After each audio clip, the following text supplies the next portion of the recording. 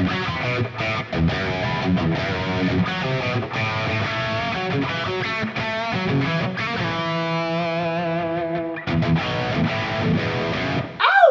up, everybody? Welcome back to another video. Hope you're having a rock and roll fueled day. Yo, and what's more rock and roll than Angus Young? Because we're going to talk about him here today. A little bit ago, I did a video about Hendrix. It's like how I wasn't a Hendrix fan, and then all of a sudden one day, you know, I kind of like, I heard something that really just clicked with me, and I became a Hendrix fan at that point. I was like, you know what, we should do one about Angus Young, and it's a little bit different, because sometimes, you know, it takes time to become a fan, and then sometimes you're an instant fan from the first time you hear an artist, and that is what happened to me. The first time I heard Angus, which was on Back in Black, I remember my dad, that was on the radio, and I was just like, who is this? And my dad was like, oh, it's Angus Young, and he went out and bought me the Back in Black album that day. It was such a like life-changing moment. You know, Van Halen, AC/DC, those guys, so crucial for me.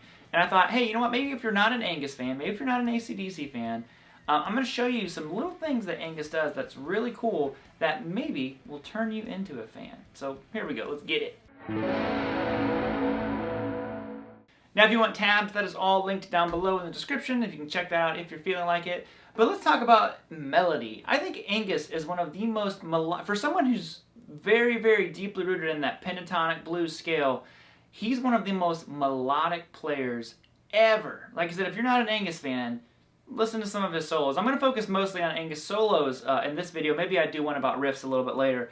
But for a great example of just, you know, some guitar players sound like they just play licks. You know, they go from one lick to the next lick to the next lick. And I'm not saying that can't be, you know, melodic and it can't fit the situation, because Angus has solos where he does that. But it really takes a lot of writing to write a solo that just flows and has melody. You know, the Shook Me All Night Long solo is such an iconic solo, of course. But if you really listen to it, I mean, he basically goes like this. It's like straight down the scale pretty much, but he adds that Angus flair and flavor to it, and there's so much melody. Like, really, like, if you've never learned that solo.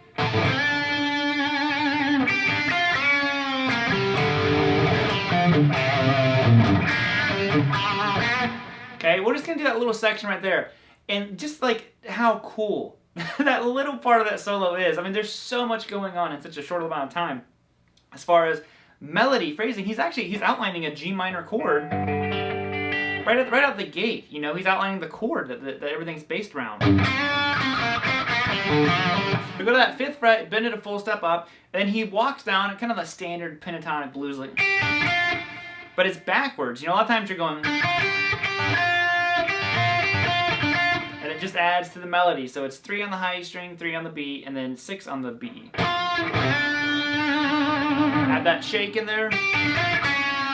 Now here, he plays 5th fret on the G, but what he does to change it is it's like pre-bend. He picks it and he lets the bend fall down, almost like a whammy bar effect, you know? Okay?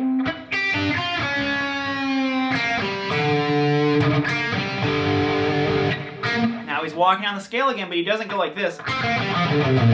He goes 3 on the G, and then he goes to 5 on the D, and then the A. And he kind of plays those together. He does that like a double stop. So, okay.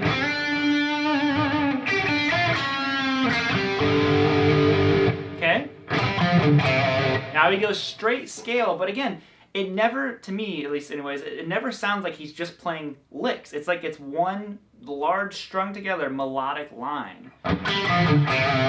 He's going 5-3 on the A, or on the D string, and then 5-3 on the A. But listen to the attitude and the emphasis. There's so much dynamics to Angus's playing. He doesn't just go, you know, he's really, it's like, you can't help but grit your teeth, you know, when you do it.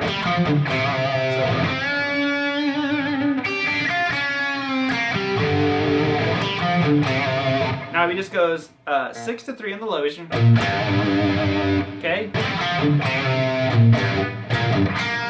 Now here we're gonna grab a little double stop on that 3 on the G and the B. Now again here, I always thought this was cool because instead of going this, he goes this rolling thing. And you'll see that again here a little bit later in another lick. He goes 5 on the D to 5 on the A, back to 5 on the D. And then there's a little bend on that 3 on the G. Okay? Basically, that little section right there is a master class. And how to use your minor pentatonic scale, be melodic, have amazing phrasing, incredible dynamics, just the whole 9 yards. A lot of you probably already know that solo, but I was just like, I can't think of a better solo that just showcases how incredibly melodic and technical at the same time with his bending and phrasing. Oh, it's so good. So if you don't know that full solo, yo, get on that. All right, so next is Note Furies, the fury of the note. Now, this is something that Angus does a lot. I always thought this was so tasty. And I remember when I first started learning Angus's stuff, I was kind of still a beginner, and I couldn't do it. It was so hard. And what I mean by Note Flurry is he has bursts of speed. Like sometimes like in the 80s, the shredders, they would have huge speed passages. Angus doesn't really do that as much as what he does. He does it very sparingly and tastefully. It's always like done in just the right moment. And one of the things I'm thinking of is the Back in Black solo. When you hear him go, that little part that and there's just like a little like right there. Okay, now it might not be like exactly note for note what I'm playing there, but the idea is there. Like I said, you have this like melodic little passage, and he's like, he just like burns through the scale real quick.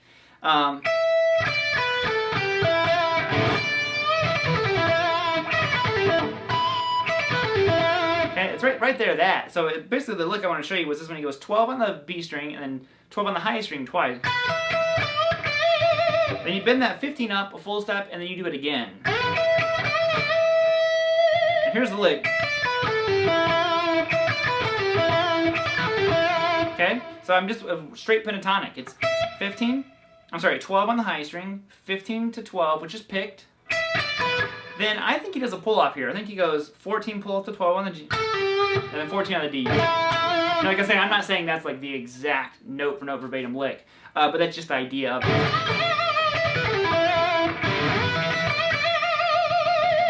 All that vibrato. Another place that he does this, and that one's tabbed out, is like the outro solo to Back in Black. He actually does something really cool where he bends up to the major third. Kind of a little bit of a longer passage.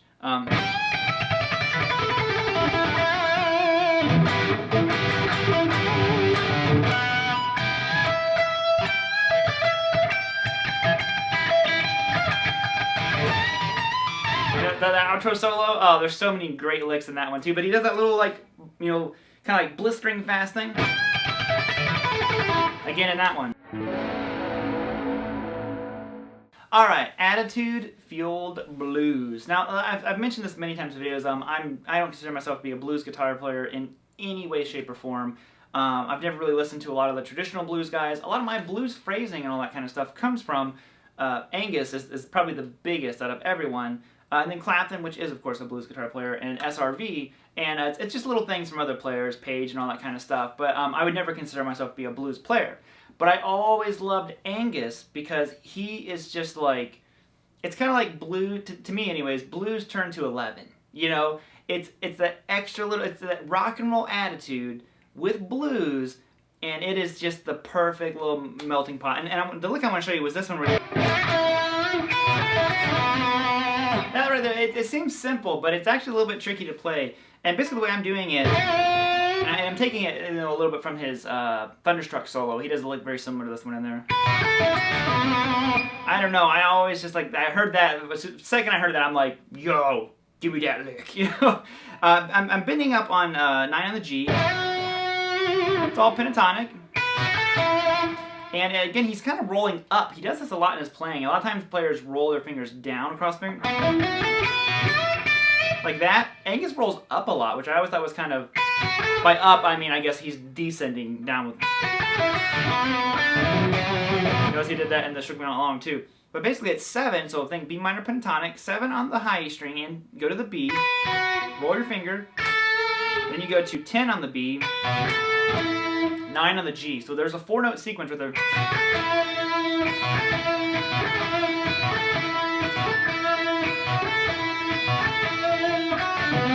Then he rolls his finger again and rolls up. Like I said, it's kind of a little Angus trait, is this rolling up idea. And he's going 7 on the B to 7 on the G, okay? and then 9 of the D.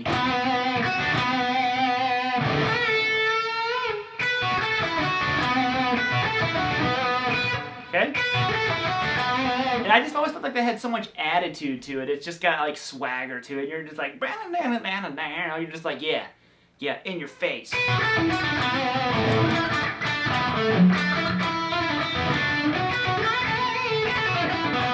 Then throw a flurry of notes in there.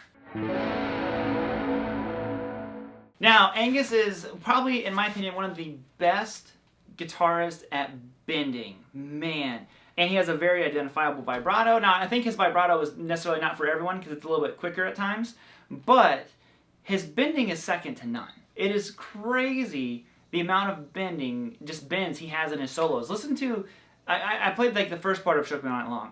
Really listen to, I think there's isolated guitar tracks now out for it, but listen to the isolated tracks of Shook Me All Night Long, the second half of the solo, where he comes up here.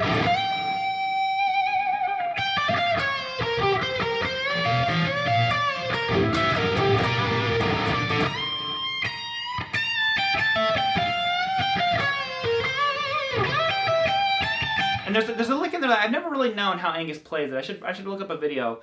But he goes like this after the it kind of sounds like he does that, or he might even switch back and bend. It's hard to tell. But his solos are always like, it's just a masterclass on bending. Like I said, try to learn that whole thing. Learn the whole Shook Me All Night Long solo. Really take your time with it and just listen to how much he's bending. Like let's kind of examine it for a second. So it starts out big bend, you know, and Angus does this really cool thing where he bends to pitch, and then there's like a moment where there's no vibrato, and then there's that Angus vibrato. I don't have his vibrato. And let's just count the bend. Bend. Oh, computer's going to sleep. Pre-bend, actually, and that's the other thing. The different styles of bends that he throws in. Bending. Double stop bending. Then here's this big bend. And I don't know if he goes just back to pitch, or he might slide back and bend. Okay, another little half step bend. Now he's doing whole step bends, half step bends, pre-bends, double stop bends. I'm telling you. Full step bend. Okay, so.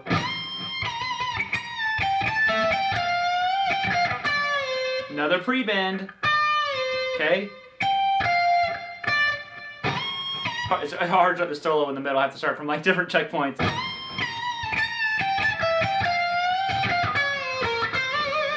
Full step bend, and then another little half step bend there. That's kind of like that major side.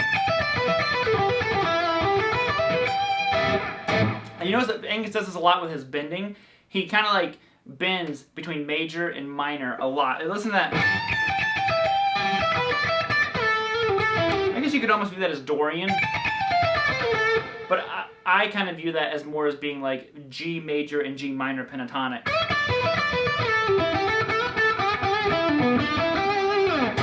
So that's just another little thing that is just, Angus is so good at. There's so many, I could do an hour-long video about stuff to take away from Angus.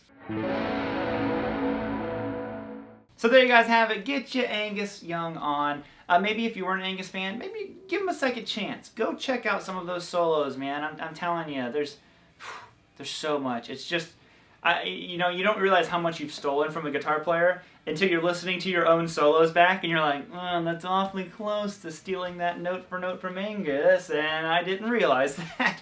That happens to me all the time. I hear these people ask me about a lick in a solo or something like that, and I'm just like, yeah, that's basically an Angus Young lick. You know, it's very, very close. So go give him a chance if you're not. If you're just an Angus Young worshiper like me, it can't talk as usual, then, you know, we know what's up already. We know, you know. So until next time, guys, play some AC/DC, and I will see you on Saturday with another video. Whoop!